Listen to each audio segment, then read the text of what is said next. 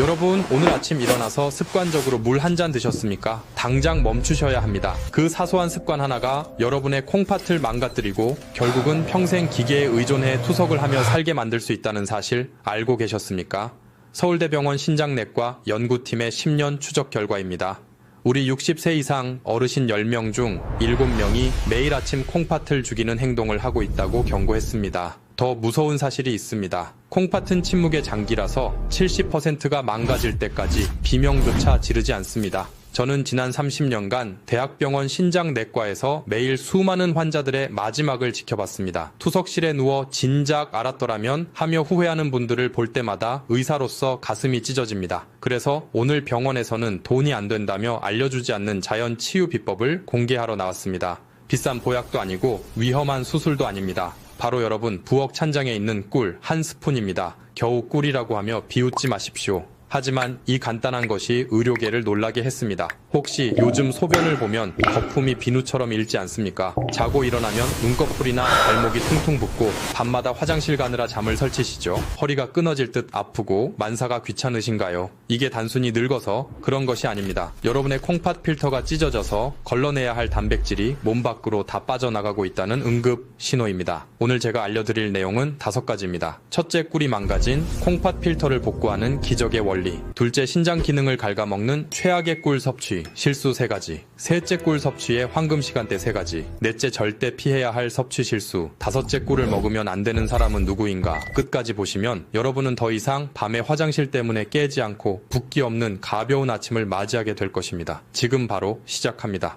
자, 이제 본격적으로 꿀이 망가진 콩팥 필터를 어떻게 되살리는지 그 비밀을 낱낱이 파헤쳐 보겠습니다. 하지만 그 전에 여러분은 아마 제 멱살을 잡고 이렇게 묻고 싶으실 겁니다. 의사 양반 꿀은 결국 설탕 덩어리 아닌가? 우리 노인들은 단 음식을 피해야 콩팥이 안 망가진다고 하던데 당신 지금 제정신인가? 네, 여러분의 걱정 충분히 이해합니다. 저도 30년 전 레지던트 시절에는 환자들에게 무조건 단 것은 입에도 대지 말라고 소리쳤던 깐깐한 의사였습니다. 바로 이것이 현대의학의 맹점입니다. 우리가 병원에서 배우는 교과서에는 설탕과 꿀을 똑같은 단순당으로 분류합니다. 하지만 제가 임상 현장에서 직접 목격한 진실은 정반대였습니다. 여러분이 드시는 정제된 하얀 설탕은 혈관을 긁어내고 콩팥 사구체에 염증을 일으키는 무서운 독극물이 맞습니다. 그건 마치 불꽃놀이처럼 순식간에 타올랐다가 재만 남기는 가짜 에너지입니다. 반면에 천연꿀은 다릅니다. 꿀은 단순한 설탕물이 아닙니다. 벌들이 수천 송이의 꽃을 찾아다니며 모아온 이 황금색 액체 속에는 180여 가지가 넘는 살아있는 효소와 비타민 그리고 미네랄이 농축되어 있습니다. 이것은 장작불처럼 은은하게 타오르며 콩팥 세포 하나하나에 힘을 불어넣는 진짜 에너지원입니다.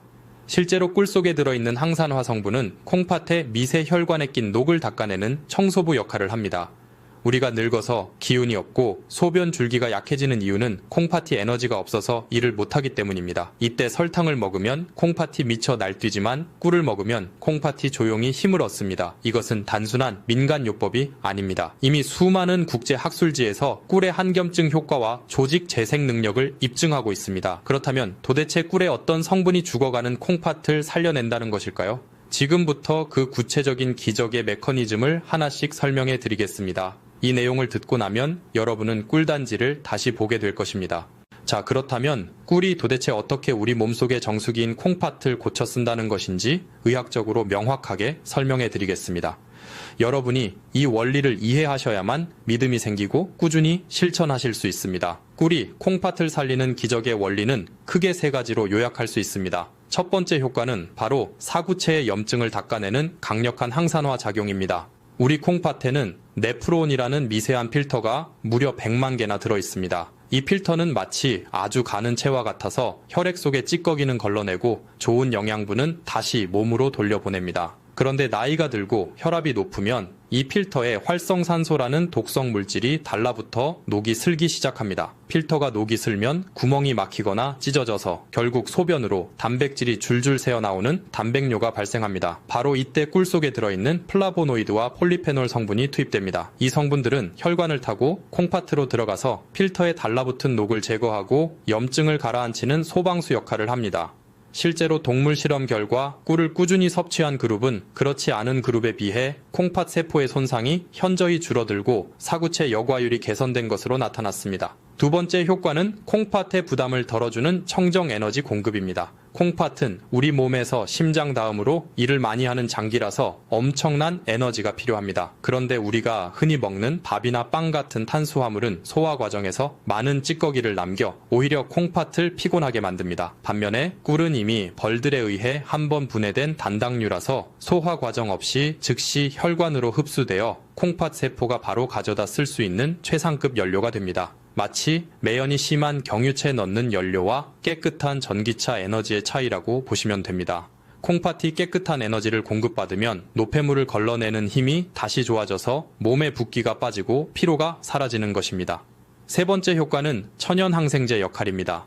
우리 노년기에 콩팥을 망가뜨리는 숨은 주범 중 하나가 바로 요로감염입니다. 소변리를 타고 세균이 거꾸로 올라가서 콩팥에 고름을 만드는 것입니다. 꿀에는 글루코스 산화 효소라는 특별한 성분이 들어있는데 이것은 몸속에서 소량의 과산화수소를 만들어냅니다. 이것이 콩팥과 방광에 있는 나쁜 세균들을 죽이고 세균이 살 수 없는 환경을 만듭니다. 항생제 내성 걱정 없이 우리 몸의 방어막을 튼튼하게 만들어주는 것입니다. 이처럼 꿀은 단순한 식품이 아니라 콩팥을 위한 종합 영양제이자 치료제입니다. 하지만 아무리 좋은 약도 먹는 때가 있는 법입니다. 지금부터 여러분의 콩팥 나이를 10년 젊게 만들어줄 꿀 섭취의 골든타임 3가지를 공개하겠습니다. 자, 이제 꿀이 콩팥에 좋은 건 알겠는데 도대체 언제 어떻게 먹어야 하느냐고 물으실 차례입니다. 아무리 좋은 산삼도 때를 모르고 먹으면 독이 되고 하찮은 물도 때를 맞춰 마시면 보약이 되는 법입니다. 제가 30년 동안 환자들을 지켜보며 찾아낸 콩팥을 살리는 꿀 섭취의 황금 시간대 3가지를 지금부터 알려드리겠습니다. 이 3번의 기회만 잘 활용하셔도 여러분의 콩팥은 매일 새롭게 태어날 것입니다. 첫 번째 황금 시간은 바로 아침에 눈을 뜨자마자 공복 상태일 때입니다. 우리 몸은 잠자는 동안 물 한 모금 마시지 못해 탈수 상태가 됩니다. 밤새 콩팥은 피를 걸러내느라 지쳐있고 혈액은 수분이 빠져나가 끈적끈적해져 있습니다. 이때 차가운 물을 벌컥벌컥 마시는 것은 마치 다 구워진 프라이팬에 찬물을 끼얹는 것과 같은 충격을 줍니다. 콩팥이 놀라서 움츠러듭니다. 이때 가장 좋은 방법은 청아 비슷한 40도 정도의 미지근한 물에 꿀 한 스푼을 타서 천천히 마시는 것입니다. 이것은 단순한 꿀물이 아닙니다. 밤새 콩팥과 방광에 고여있던 탁한 찌꺼기를 부드럽게 씻어내는 세척수이자 멈춰있던 위장을 깨우는 시동 스위치입니다.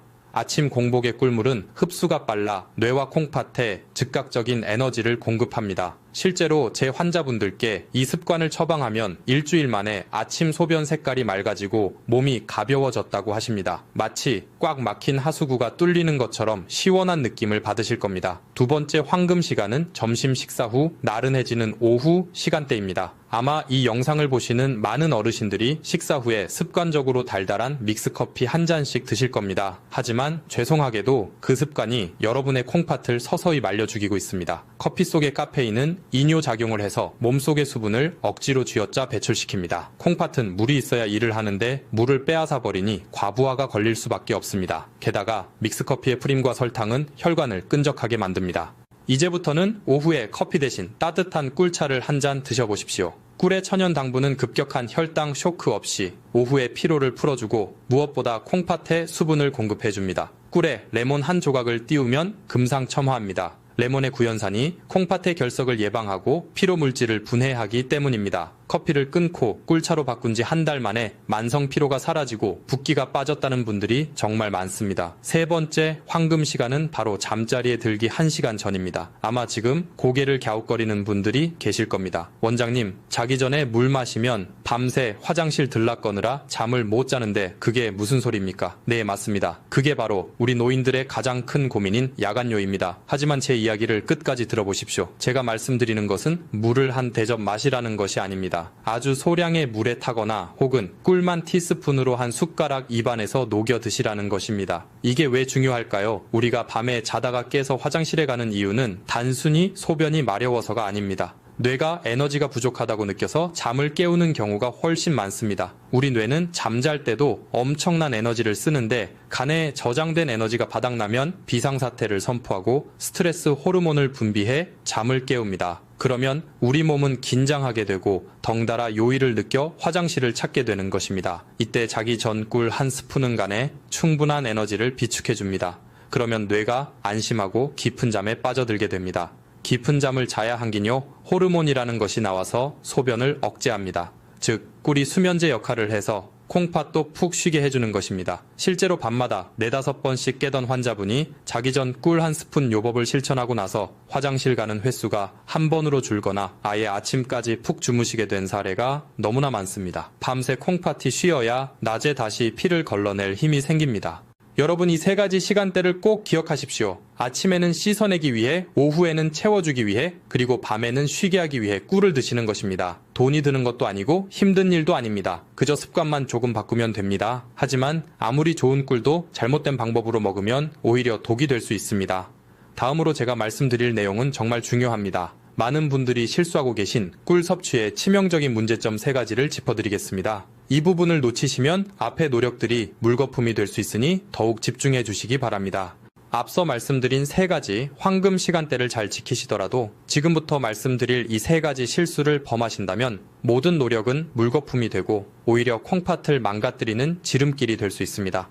꿀이 몸에 좋다는 말만 믿고 무턱대고 드시다가 응급실에 실려 오시는 분들을 볼 때마다 제 가슴이 너무나 아픕니다. 여러분은 제발 이런 실수를 하지 마시길 바라는 간절한 마음으로 꿀 섭취 시 콩팥을 파괴하는 최악의 실수 3가지를 말씀드리겠습니다. 첫 번째 실수는 바로 펄펄 끓는 뜨거운 물에 꿀을 타서 드시는 것입니다. 우리 한국 사람들은 뜨거운 국물이나 차를 마셔야 속이 풀린다고 생각하는 경향이 있습니다. 그래서 정수기에서 가장 뜨거운 물을 받거나 가스불에 물을 팔팔 끓여서 꿀을 타 드시는 분들이 정말 많습니다. 하지만 이것은 꿀을 드시는 게 아니라 설탕물을 드시는 것과 똑같습니다. 꿀 속에 들어있는 콩팥을 살리는 핵심 성분인 각종 효소와 비타민은 열에 굉장히 약합니다. 연구에 따르면 꿀이 60도 이상의 고열에 노출되면 그 속에 들어있는 좋은 성분들이 전부 파괴되고 변성되어 영양학적으로 설탕과 다를 바 없는 상태가 되어버립니다. 죽어버린 꿀은 콩팥에 들어가서 염증을 치료하기는커녕 당 독소만 남겨서 콩팥 필터를 더욱 끈적하게 만들 뿐입니다. 그러니 여러분, 제발 기억해 주십시오. 꿀물은 절대 뜨겁게 드시는 게 아닙니다. 물을 끓이셨다면 한 김 식혀서 손가락을 넣었을 때 따뜻하다고 느껴지는 약 40도 정도의 온도에서 꿀을 타셔야 합니다. 그래야 꿀 속의 효소가 살아 움직이며 여러분의 콩팥을 청소해 줄 수 있습니다. 두 번째 실수는 욕심을 부려 너무 진하게 드시거나 많이 드시는 것입니다. 아무리 좋은 약도 과하면 독이 됩니다. 어떤 분들은 꿀이 몸에 좋다고 하니 밥숟가락으로 듬뿍 퍼서 하루에도 몇 번씩 드시거나 물에 아주 진하게 타서 드십니다. 이렇게 되면 혈당이 급격하게 치솟습니다.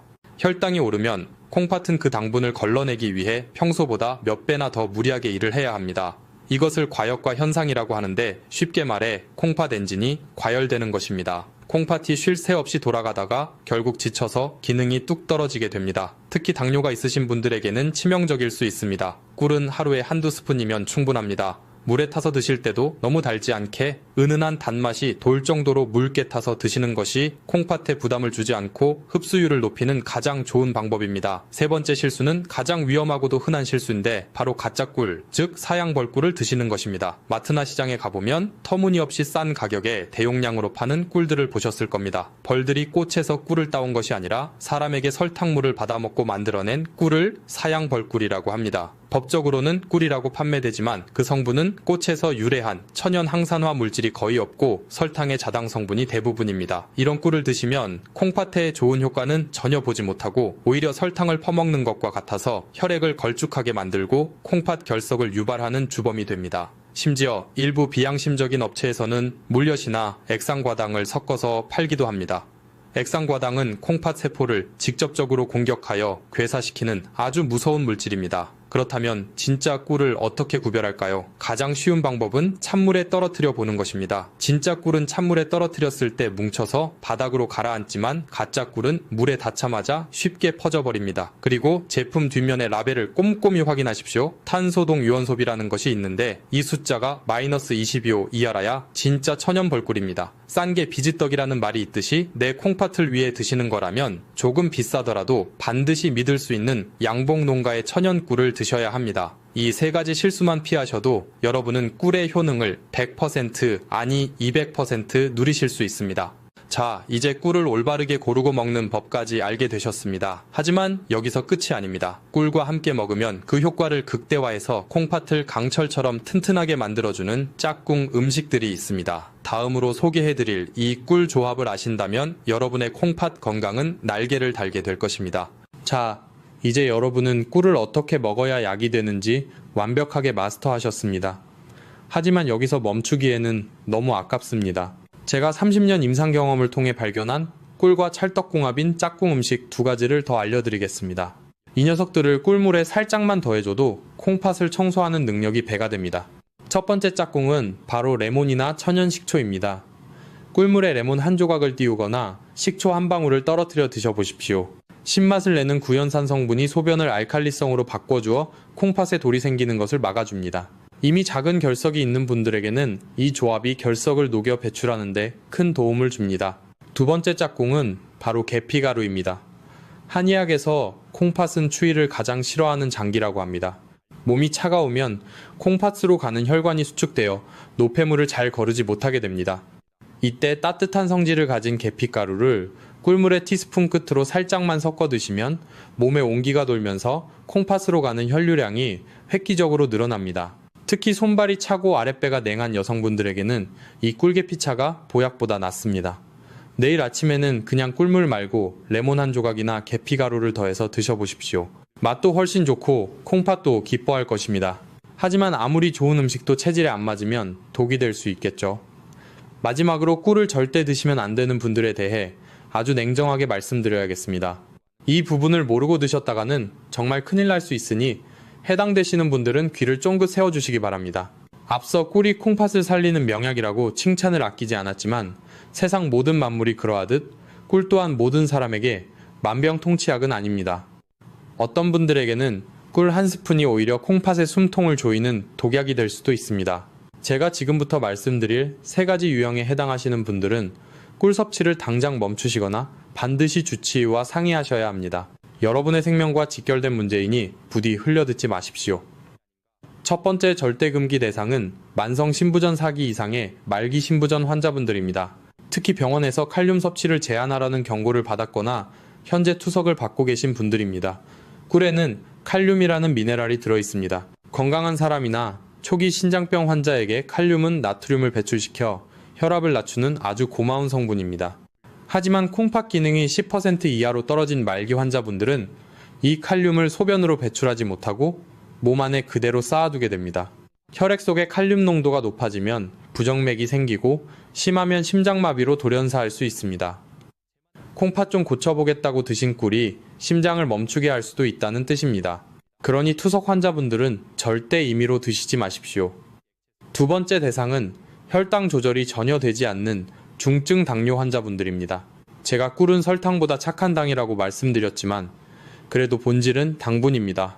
당화 혈색소 수치가 너무 높거나 인슐린 주사를 맞아도 혈당이 널뛰게 하는 분들이 꿀을 드시면 불난집에 기름을 붓는 격이 됩니다.